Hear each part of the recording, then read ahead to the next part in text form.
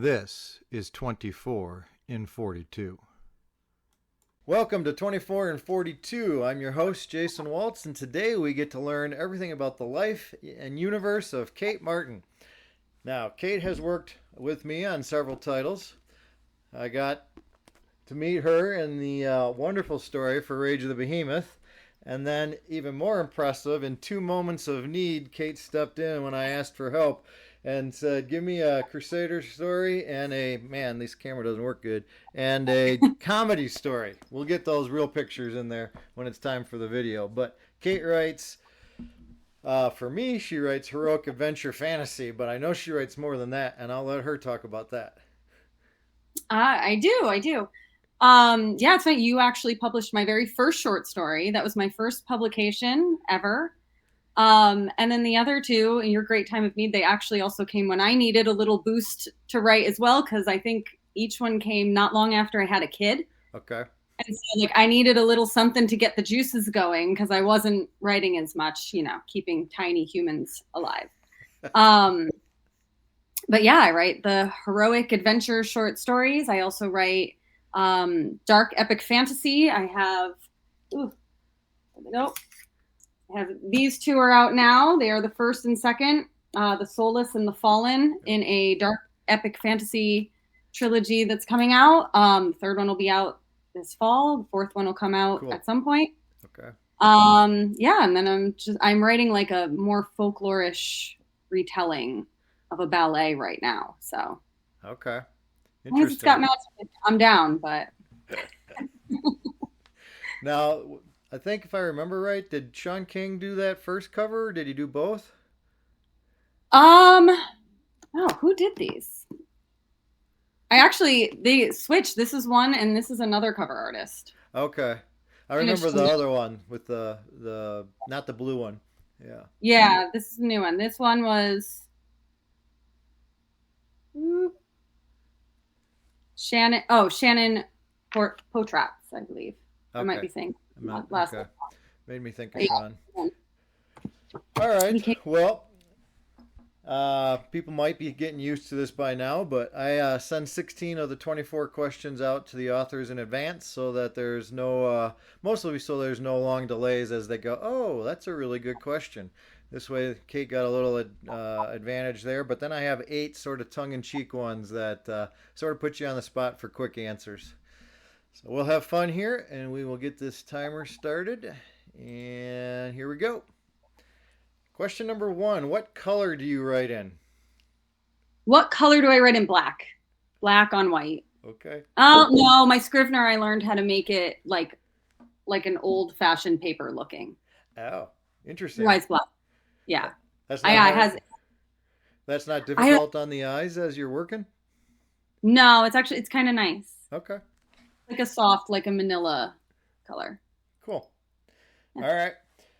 How do you go about giving depth to your characters, and do you treat first level, second, third level characters differently?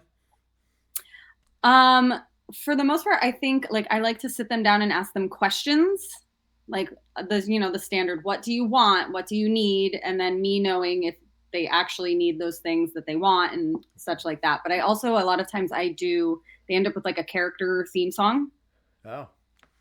So if I hear a song that makes me think of them, then that usually kind of stirs a little bit extra. So I'll be like, ooh, what would this line mean to that character in this song or something like that? That is a new one on me. I hadn't heard that before. I like that. Yeah, they get like a character theme song. Okay. I teach a creative character, collaborative character creation class once a month. I'm gonna look into that. I like that idea. Yeah. Character songs. Yeah, so I do that. And then the side characters kind of depends on how much they need. Like if they're like a spear carrier and they're just decoration, they might get like one little thing about them. Okay. If they're in the middle, maybe they get a little bit more. But I can't think of any like secondary characters who have songs. Okay. So that might just be for the main characters. They end up with their songs. So if they rate a song, they're a little bit more important to the story. They're probably more important. Yeah, I probably know more about them if they have a song. Yeah. Okay. All right. Hey, those trigger memories. I like this idea. I got to explore this. Did you grow up a city or a country kid? And when you played out all your fantasy adventures, were you alone or did you have friends?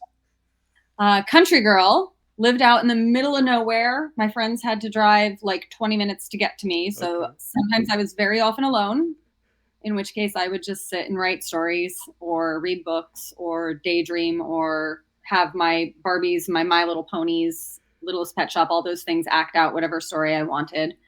I did also have my best friend and I would play this game. It was called Tale of the Crystals. Okay.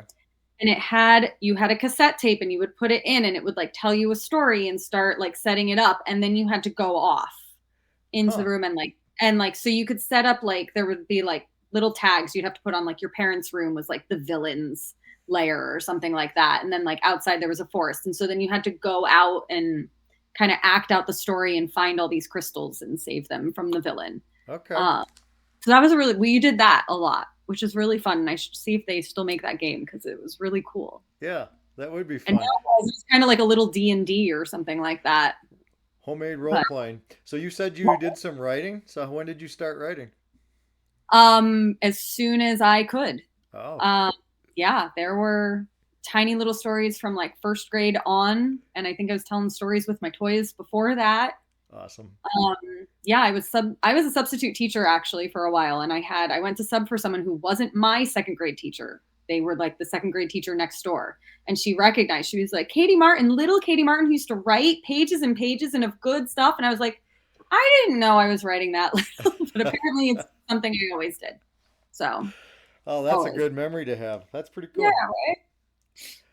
So when you tackle a project, I want to get an idea of your timeline from first thought to rough draft, if you do any research, until you finally say, this is good, I'm submitting this somewhere. Ooh, short answer, generally probably like a year. Okay. Longer answer, it takes way longer now with Small Tiny Humans than it ever did before I had Small Tiny Humans. Before Small Tiny Humans, I could knock out a first draft of like an epic fantasy in like 3 to 4 months. Okay. That does not happen anymore. Um, and then I draft and give it to my critique partners and things like that. So like generally something's done and I feel like it's good in like about a year. Okay. As far as percolating goes, they take all different, like I have one story, I've been trying to make it work for 10 years and it's not worked yet. There's like 5 partial drafts of it. Another one the one I'm writing now came to me really, really quick. I wrote a fast draft of it in 17 days last June. Okay. I just spent this summer, I spent another 3 weeks finishing up the second draft of it. So like, it's really only been like 5 weeks on it, but it over a year. Right. Okay. Again, just because I was editing other books and things like that. I wrote a short story that, for an anthology call and it did not get picked. Ooh.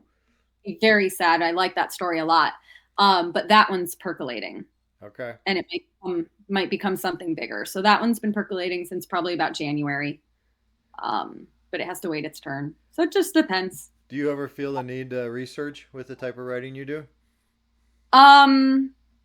Yes, depends on what it is. Like a lot of times, like actually the Solace, the series that's out right now, it started off as a historical fantasy. Okay. And I was doing a lot of research about World War I, and then I realized the real world and history and reality was getting in my way. And I took it and I put it in an alternate universe and just made up my own rules. A lot easier. Yeah, a lot easier for me to just build a whole new world from scratch. Way easier than trying to make it fit into World War I. But it's still like it still helped Sure. get it there. Yeah. It depends. Okay. Any different? Does a short story have a quicker concept to completion? Well, You froze on us. Oh, there you are. Okay. yeah, I think so. Yeah, we were frozen for a second. Yes, although I think I had to do probably the most amount of research for the Lady Knights, for the Crusaders. Yep. I think I did the most research for that. Okay. So I wanted to make sure it wasn't completely out No. like there. Fit in very well. It's a good story. Yeah. Yeah. So that one I probably think I did the most research for. But When you write, what assails your ears? instrumental or silence. Okay. If it has words, I'll start singing. Yep. That's my Or I'll challenge. words. Yeah. Yeah. So the character songs, they're only for when I'm brainstorming and thinking. They're Okay. not for writing. Instrumental like movie soundtracks or like Celtic Um, music or it has been in the past. Hans Zimmer's always good. yeah. I do a lot of E.S. Posthumous Oh, and okay. Two Steps from Hell Yep. and I do them a lot. Lindsey Sterling. What Lindsey was the Sterling. last one? Lindsey Sterling. Sterling. Yep. Same here. Yeah. Yep. Do a lot of those. A lot of those. Those are like the 3 go-tos. And I'm sorry, I just totally blanked on the first one. E.S. Posthumous. Yes. Yeah. All right. Hey, if you could live in a yellow submarine, would you? Oh gosh, no. Water freaks me out. No. You want to know how common that's the answer I'm getting? Oh. Yeah. Also, the claustrophobia probably. Yeah. I imagine that would be. It always seemed like a smaller submarine. It doesn't seem like it's a vast submarine. No. So no. Which of your own characters would you like as a best or at least close friend? I think one of the characters I'm writing now in my work in progress, her name is Bathilde, and she's born to be like a duchess and things like that, but she wants to go on adventures, and like find dragons and things like that, but she's also happy to be home and comfy, and she's just kind of like a very warm yet also forthright and strong character, and I feel like she would get me to go outside enough to have some fun and have some adventures, but also she'd be very willing to let me stay home and just have quiet days too. So I feel like she'd be a good bestie. Is this set in the same alternate world or a new world? No, this is based on, it's a retelling of Giselle, the ballet. Oh, interesting. It's a little kind of like a Germanic folklore, Black Hills type setting. Okay. Yeah, Black Forest type Black setting. Forest, yeah. Yep. All right. Yeah. Do you read nonfiction? And if so, what do you like to read? I don't read it as much as I either listen to podcasts or I do audiobooks. Count as reading. I do audio. I usually have to hear it more for that. I like the lecture and the auditory for learning. But I do a lot of writing podcasts. Okay. A lot of reading books. I also really like history. It's like, again, like the Crusades was fun. Middle Ages is fun. Ancient Greece, ancient Rome. The more ancient it is, the more I like it. Irish history, things like that. Okay. Are you reading one right now? Am I reading one right now? The Exploress podcast just started medieval history, and she does just history through the women's point of view only. I've been listening to that one. She just started that. She finished up the 1920s. Oh. So that was interesting too. Yeah, that was interesting. That would have been cool. Yeah. Okay. Yeah, that was a good one. There's a new writing one coming out called 24 and 42. You're going to have to watch that. Heard of that one. Titles. Do you find them easy or challenging? And when do you usually hit upon them? Do they start the story? Do you get them at the end? They have come all over the place for me. I usually find them kind of hard. My mom actually titled the first novel I ever wrote like 20 years ago. And then they start, like, once I have a series, like if it's a series, once I have like a rhythm, I can kind of do it. But I also remember, like, when I was like 21 and went to my first writing conference, they told me not to get attached to titles because a lot of times they'll get changed in publication. So that kind of just stuck with me, and I don't fuss about titles that much because I figure if I don't come up with a good one, marketing's going to come up with a better one. Okay. Good point. Or if I come up with a good one, they're going to come up with a different one anyway. So I don't. Yeah. The odds of, there could be very similar named ones coming out back to back. So you're right. Mm-hmm. Yep. Yeah. Yeah. That's a good point. That was a good piece of advice all those years ago. Right? Oh, wait a minute. That was only like 2 years ago, right? Yes, only 2 years ago. Yes. Definitely not 20. Breakfast time. Are you picking waffles, French toast, pancakes, crepes, or bagels? Oh, gosh. It's all bread. Sorry. All bread. I mean, I do love a good bread. I mean, like, if we're going like what I have in my house, I have a shake and a bagel. Okay. My 5-year-old loves bagels. Um, of all those, though, I think I would either go waffles or French toast. All right. Yeah. Especially if you can find that, right? French toast. I'm a French toast guy. Yeah, I like a good French toast. Yeah. Plus, when you're getting eggs, it's healthier. That's true. You get to clean, you got the eggs. Yep. Little vanilla, maybe, little cinnamon, powdered sugar. Yeah. Yeah. Yes.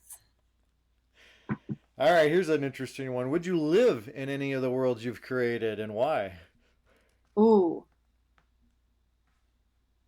Possibly the newest one, because again, it's just rural country Germany in history. It's just kind of quiet there. Okay. My other world, I don't think I would survive many of my other worlds. I usually, because of them being epic fantasy, there's usually a lot of collateral damage and civilian Yep. loss of life. I don't think I'd make it. So I don't think I'd want to live there. Is there going to be hints of the grim fairy tale coming to the Black Forest or not? Oh, little bits. It's a little more Ghibli though. Okay. More Studio Ghibli, so I think that'd be more fun. That sounds interesting. All right. Yeah. Yeah. Here's one I look forward to from all of you. I want to know who you think writes the characters you enjoy reading most. Oh gosh. Possibly C.S. Pacat. I do not know that name. How do you spell it? C. S. Smart aleck. Pacat is Pacat. I'm pretty sure I did that right. Oh, I have one right here. Yes, Pacat. Okay, tell me about this person. They write kind of dark. The newest series coming out is a dark fantasy, and it just has these really lush characters that just interact in like very real, like you get the nice fun banter, but also like the deep angsty fun layers of everything, and everyone's just so nuanced, and it's just really a lot of fun. Okay. So dark fantasy author, man. I'm gonna dark fantasy. There's also they also wrote The Captive Prince, which people might know. Okay. All right. It's a little bit. Well, I'm working at a bookstore now, so I can look up and bring in all these authors. So I'm this is not ringing a bell. I'm disappointed in myself. I think you would like the first one of the new series is Dark Rise, and then Dark came out, and those are, gosh, they're good. Okay. Anybody else? Any other authors? Any other authors? I love Margaret Rogerson. Okay. Emily Lloyd Jones. I love early Cassandra Clare, especially the Infernal Devices with like Will and Tessa and Jem. That's the good stuff. It's the good stuff. Keeping up with you here. Yeah, I can say it again. What was the one right before Cassandra? Emily Lloyd Jones. Yes. Okay. Yep. See, all these names I do know. Didn't I think Claire just started an adult series now too, didn't she? Yeah, that one's also very good. That one has the good vibes too. I devoured that. Okay. Yeah. Mm-hmm. All right, I got me an author to research. Excellent. See, I like this question. Hey. All right, you get invited to come to my writing class, but you are only allowed to give a one-sentence piece of advice. What would that one sentence be? One sentence piece of advice.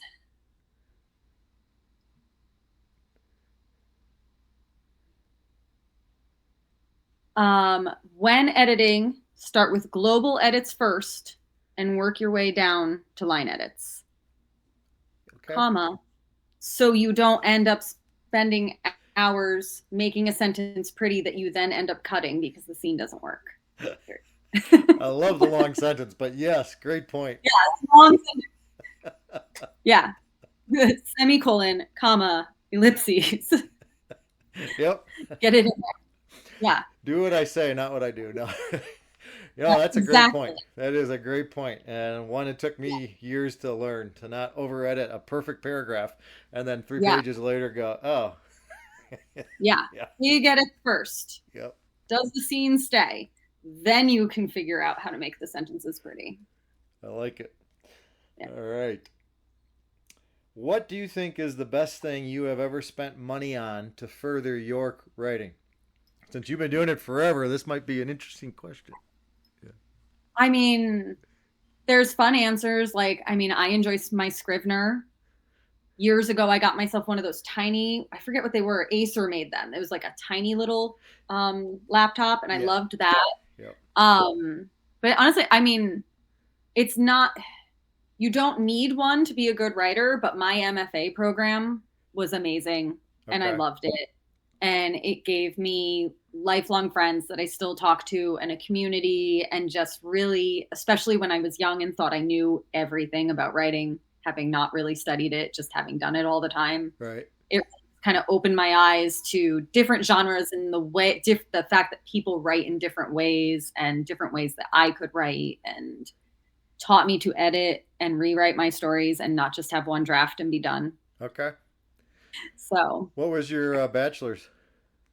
My bachelor's was elementary education. Okay. Makes sense. Yeah, you did say. Yeah. All right. Yeah. Yeah. And so then I went and got my degree in writing popular fiction. Okay. After.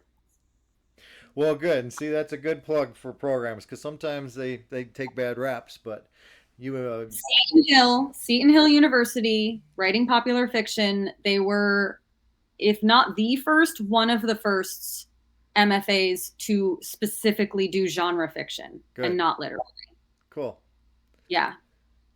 Excellent program.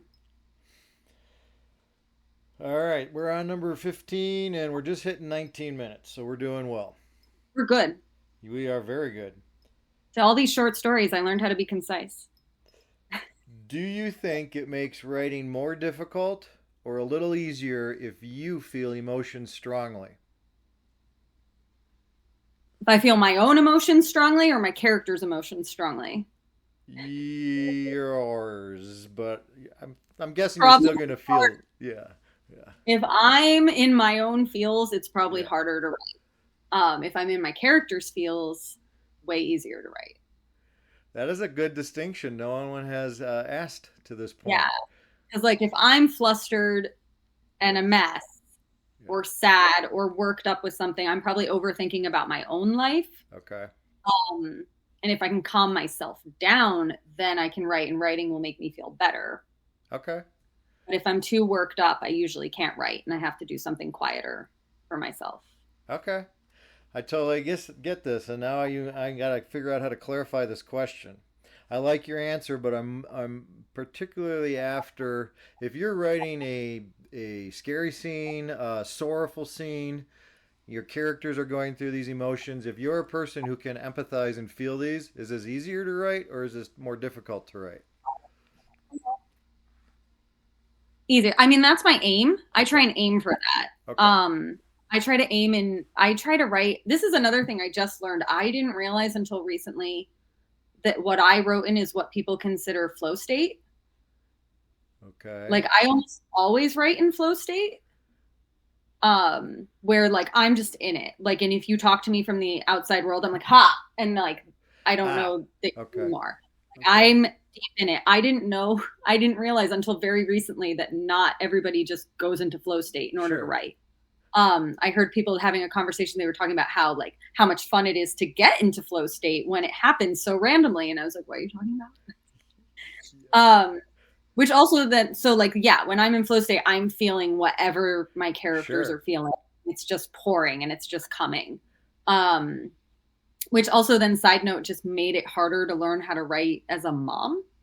Okay. Because it's very hard to have flow state when people are constantly which then also then gave me the understanding of when other people are writing with their kids in their lap or with their kids playing at their feet. I was like, how do you do that? I wasn't understanding how people were getting that done. But I guess it's because they're not in flow state. Right. They're just writing, which still is a weird concept to my brain. But it did like start to make a little more sense to me. I was like, oh, there are people who can write without being consumed. So actually then I think the answer to that question is like, yeah, for me, yes, it does make me a better writer because I get consumed. Right. So yeah, they become them. prior to becoming a mother, you were regularly in flow state? Yeah, because I mean, I was a college professor, so I worked in short stints, and I was a dance teacher, so I wrote primarily like in the after school, or I taught and worked primarily in the after school hours. Okay. So I would have the whole morning to myself. I would write from like 8 to 12 Yep. every day. And that's also then how I banged out epic fantasy novels in 3 months, 4 months, because I was just getting to do it every day, and I would be in flow state, and it was really easy to just get into it again. And now I've had my kids home, so it's a little different, but everybody's going off. My baby's going to go to kindergarten. So in a few weeks, I'll actually have all my mornings every week again. I'm a little excited to see how much I can write when I drop them off at school and I have my mornings back to myself. So right. That's exciting. We'll see. I'm excited. It's been 8 years. So how did you find out that not everyone wrote in flow state? On TikTok, someone was talking about, they asked a question about how often people get in flow state, or they were talking about like how I don't remember exactly what it was, like they got into this flow state and how rare it was for them. Yep. And how, like, wasn't it wonderful? Don't you love when you get in that state? And I was like, what are you talking about? That's the only way you write. Yeah. You're not always just a medium channeling a story from some other dimension. That's my main way. That'd be awesome. Yeah. I think I've only ever reached that state twice, maybe 3 times. Oh my gosh. Yeah, see, that's so interesting to me. I didn't realize, but I think then it makes it harder on me, because if I can't get into flow state, I can't. Right. Because I have to be in the channel-y zone. I think that's why they stand out so much to me, the two that I'm specifically thinking of, because they were a novelty and they were cool. Yeah. Okay. Yeah. Sorry that bubble was burst, but it didn't affect you. You just realize other people are different. Yeah. Yeah, I just realized other people are different. I was like, oh, okay. And then actually I have challenged myself to try to write not in flow state. Okay. And I have done it a little bit. It's a little bit. It's kind of like a new skill. But yeah. Then when you go back and read it in a couple of weeks, does it sound right? Yeah, does it sound like you? Yeah, it does. Okay. It does. Good. Yeah. I still think my flow state stuff's better, but I mean, if you've been doing it for all these years that way, I would totally buy that. Yep. Take what I can get. Feels right. Yeah. All right. What were your 3 favorite books as a child? And I am saying pre-18. Pre-18. Okay. Yes, so that's a wide range. So we'll go with like If You Give a Mouse a Cookie. Okay. When I was very little. Probably Matilda. Okay. When I was in that like elementary zone. Middle school was 100% Full Tilt, Babysitter's Club, Sweet Valley High, and Fear Street. Okay. Fear Street's how I ended up in fantasy. So I was reading all horror stuff, and then he did like a history of Fear Street prequel with Salem witches. Okay. And that was my gateway. And then where did you jump? What path did you go? Epic fantasy right away? I think, well, there was a little bit of an anime. High school was largely anime and manga. And then I got into the Sword of Truth novels. Okay. Mm-hmm. And Wizard's First Rule, and that snowballed. Okay. From there. Yeah. I like it. Nice range. Hey, what worries you most? Lava, quicksand, warp speed, or sharks? Oh, God. Well, I mean, as it goes, growing up, I thought quicksand was going to be a much bigger problem than it actually is.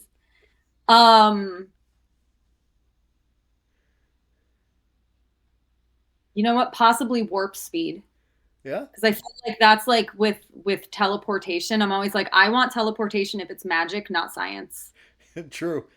don't want to be deconstructed at a molecular level and put back together. I want to be magically picked up from one place and put in another. I like it. Yes, that's a very good. Yeah, they're probably actually not different, but I don't want to be deconstructed on a molecular level. And I feel like warp speed is similar. That's a good point. Yeah. Especially if you teleport during warp speed. Right? I feel like warp speed is the same thing. Like you have to get to the speed of light, which means my body has to turn into light. I don't know. I don't like that. Might be a story there. I know. That's true. It's freaky. All right. You're all done writing for the day. Are you exhausted and just need a hot bath and a nice drink, or are you ready to rumble and go out? Probably. Ooh. I'm in a really good mood. Okay. Most of my family knows if I'm cranky, they tell me to go write. Depending on how much I wrote, though. If I just wrote for like an hour, I'm probably just happy and good to go. Okay. If I wrote like 4 hours, all my spoons are gone. I can only do small tasks for the rest of the day. I used all the brain power, but I will still be in a good mood. So the bath sounds good then. Yeah, probably. Yeah, all right. Probably, maybe. Or a tall glass of iced tea or something. Yeah, like maybe a cookie. Yeah. Okay. A cookie, a glass of milk. Yeah. What is the most difficult thing you have ever written? Ooh. Okay, again, I'm thinking like difficult as in like the physical act of writing, or like the mental. Like, I'm gonna let you choose that one. I just want to.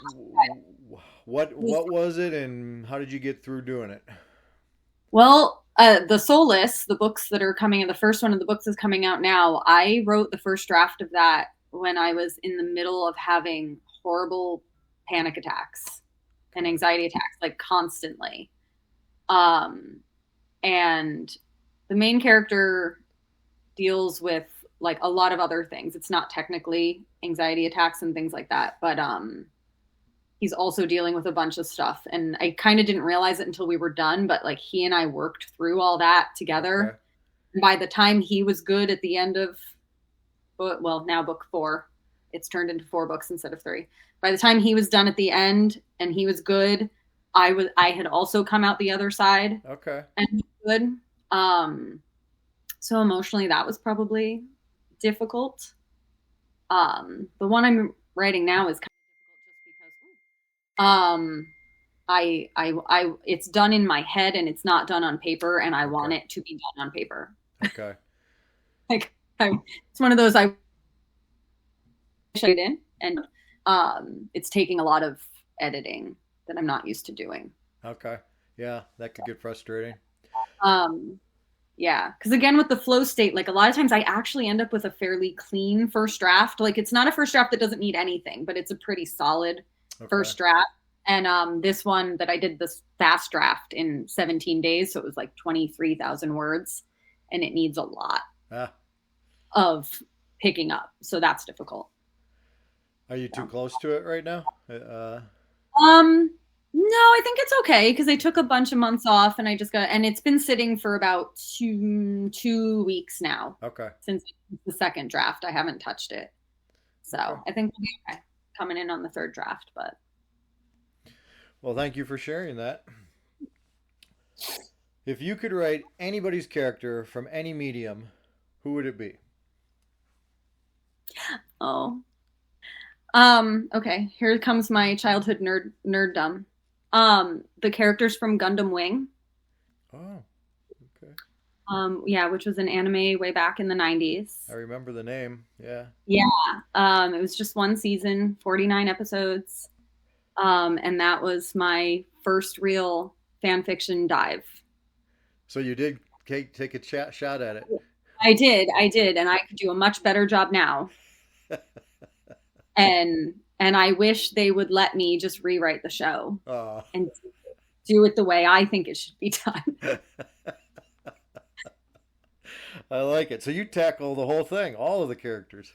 Yeah. Oh, yes. Okay. All right. I still think about those guys. They're still, it's too formative. They're still here. They're still right here. So, that's a fun question. I like hearing what comes out. yeah. All right, this one is first thoughts. 10, Okay. 10 words. I'm going to throw them out to you one at a time, and I want your first thought. Okay. Serpent. Tide. I don't even know why. Sandstorm. Glow sticks. Okay. Future. Future. Past. Watermelon. My children. Alert. Awake. Song. Lyrics. Whip. Lash. Struggle.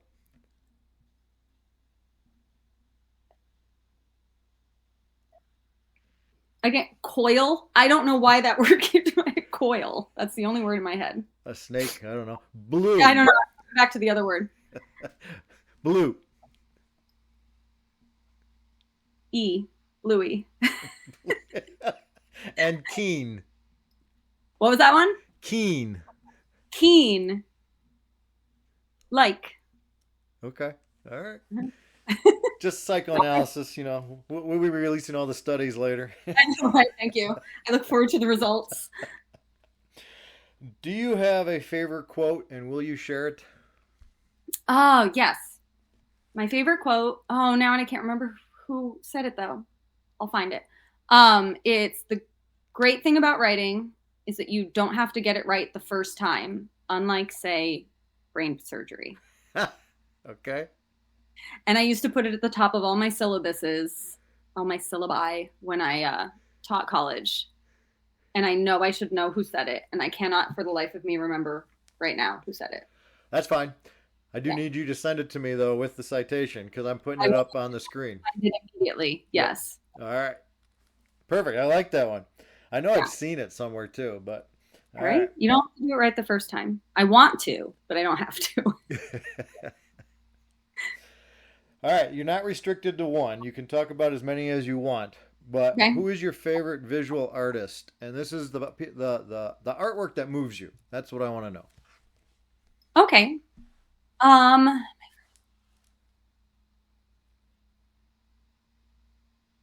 Well, okay. So it's not anyone that, I mean, some people might. I believe her name is Kate. She goes by, I think it's KT Canvases on TikTok and Instagram. Okay. I can look that up and make sure I have that right too. Okay. I love watching her paint. Okay. She just paints the most wonderful, beautiful things. She paints, she's doing a lot of like, it's starting to get dark, the sun's setting. She does a lot of like beautiful like canvases with like fields of flowers and like whimsical skies and colors. And in the past, she's done bookcases and things like that. And she'll always like video her process. And I just absolutely love watching her. That's cool. Have you been able to ever get one of her pieces? I don't have an original. I really, really, really want to get an original canvas. But I do have one of her bookcases up on my wall. Nice. Yeah. Yeah, definitely. If you can, I'll look it up too. But if you can find it and share with me, because I'll put the bling up on the wall. All right. I'll find her. Okay. The quote, KT. Okay. Yep. I'll remember. I'll have a link if she's got something I can link to. I'll throw it in the video description too. So, excellent. All right, last question, and you got plenty of time. We're 36 minutes, so we're doing great. Nice. What are you trying to share in your writing, if anything? What am I trying to share in my life?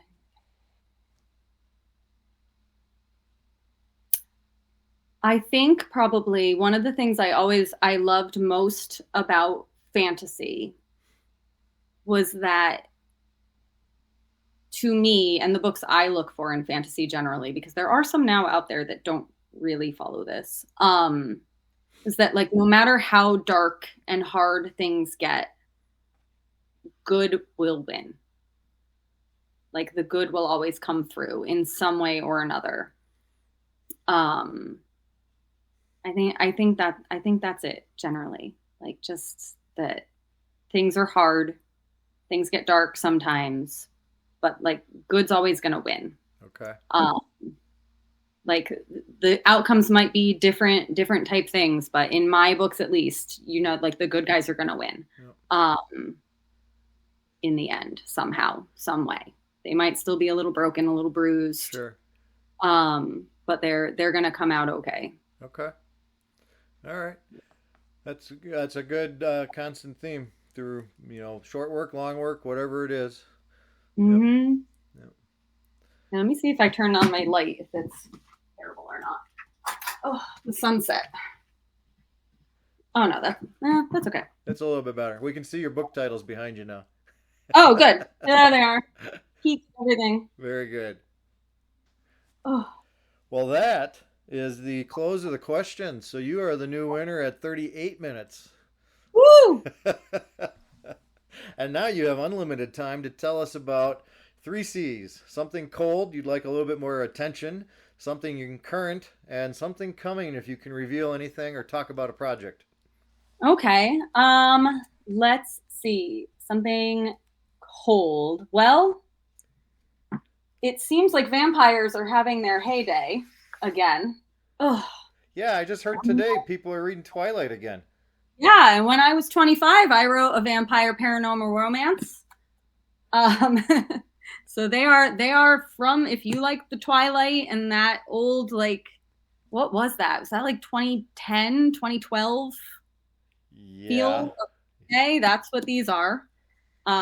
These are Eternal Shadows, and the second one is Darkest Whispers. Okay. And they are, the big thing I wanted to do with them was everything at the time of Twilight was a human girl in love with a vampire boy. And I thought it would be more fun if she was turned into a vampire on like page 2. Oh, okay. So she's a vampire from the get-go and figuring out how to be a vampire.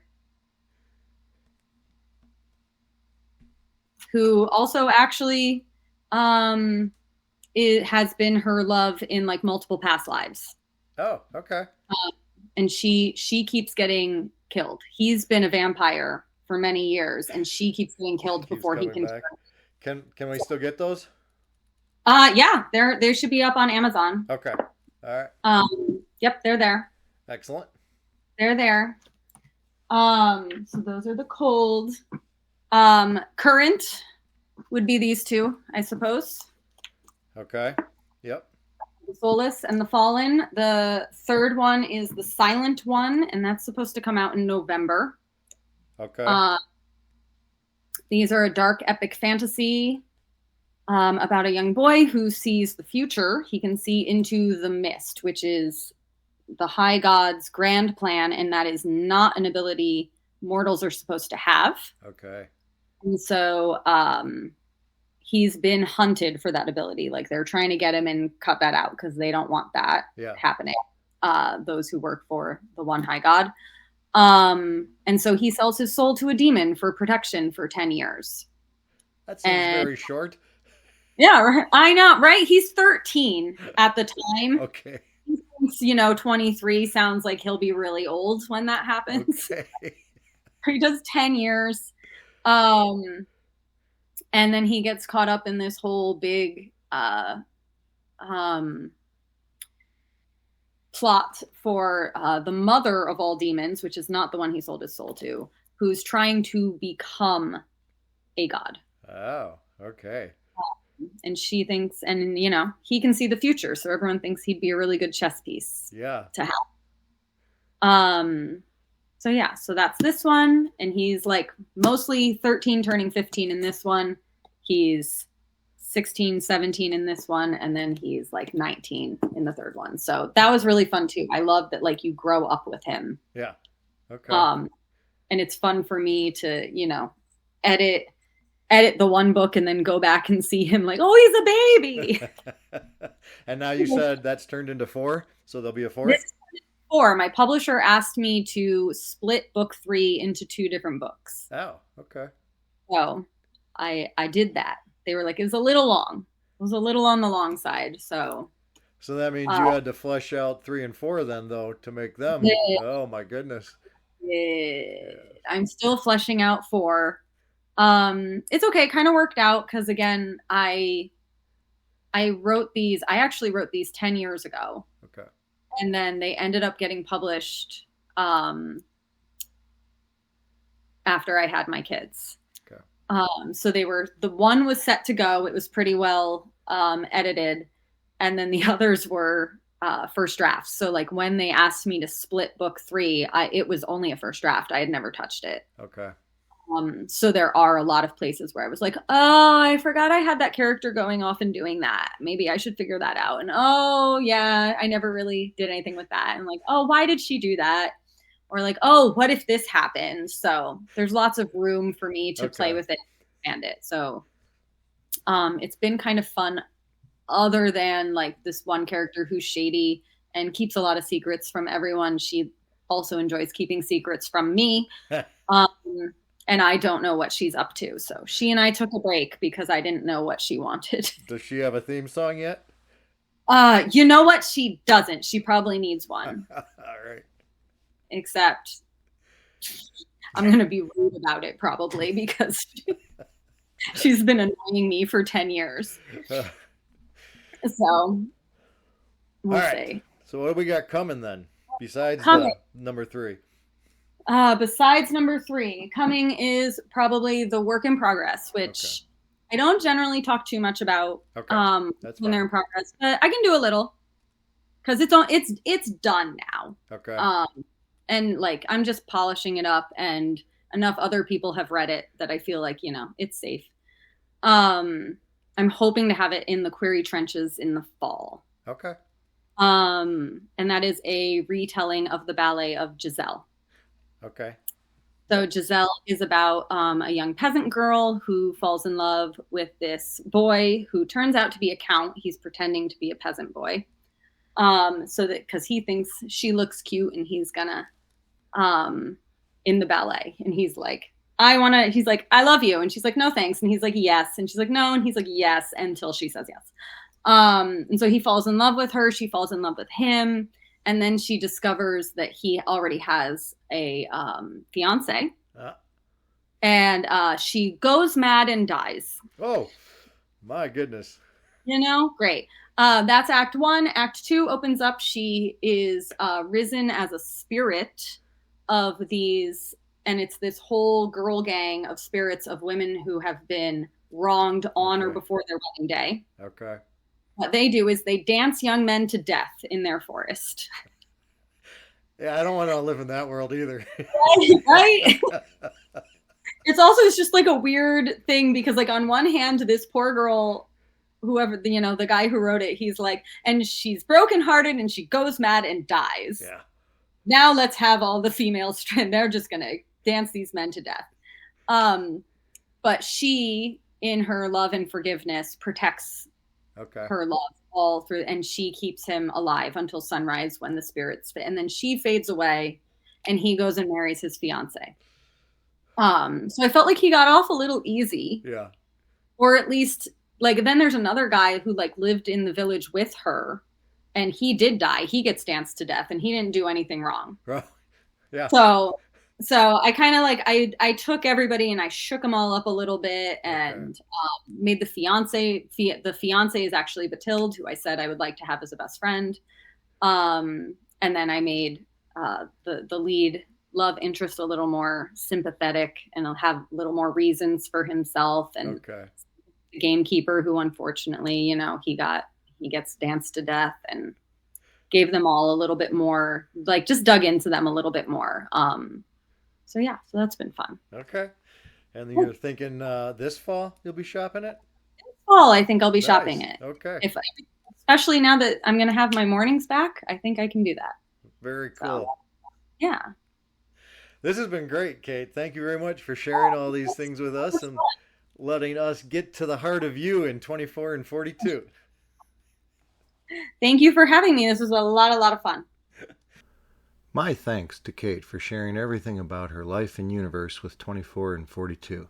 I also want to repeat my tremendous thanks to her for not once, but twice stepping up and filling the gaps, literally, in 2 of my anthologies.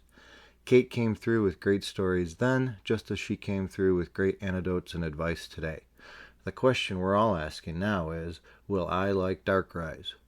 Please check out the information below and be sure to give her work some love with reads and reviews. Until next time, this was 24 in 42.